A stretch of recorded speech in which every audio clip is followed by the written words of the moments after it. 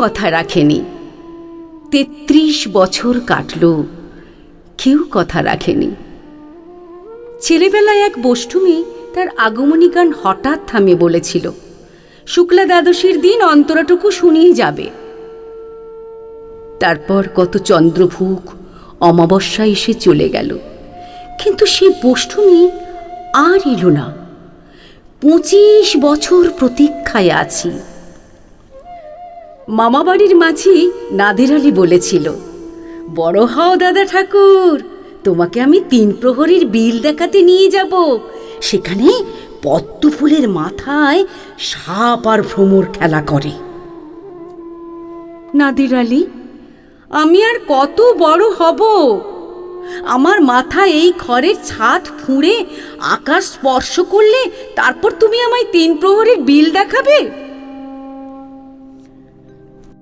একটাও রয়্যাল গুলি কিনতে পারিনি কখনো। লাঠি লজেন্স দেখে দেখে চুষেছে লস্কর বাড়ির ছেলেরা।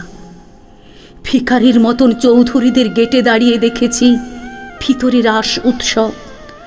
অবিরল রঙের ধারার মধ্যে সুবর্ণ কঙ্কন পরা ফর্সা রমণীরা কত রকম আমোদে হেসেছে। আমার দিকে তারা ফিরেও যায়নি।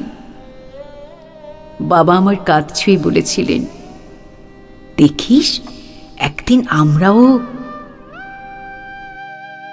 বাবা এখন অন্ধ, আমাদের দেখা হয়নি কিছুই। সেই রয়্যালগুলি, সেই লাঠি লজেন্স, সেই রাস উৎসব আমায় কেউ ফিরিয়ে দেবে না। বুকের মধ্যে সুগন্ধি রুমাল রেখে বরুণা বলেছিল, যেদিন আমায় সত্যিকারের ভালোবাসবে সেদিন আমার বুকে এরকম আদরের গন্ধ হবে। ভালোবাসার জন্য আমি হাতের মুঠোয় প্রাণ নিয়েছি। দুরন্ত ষাঁড়ের চোখে বেঁধেছি লাল কাপড়। বিশ্ব সংসার তন্ন তন্ন করে খুঁজে এনেছি 108টা নীল পদ্ম।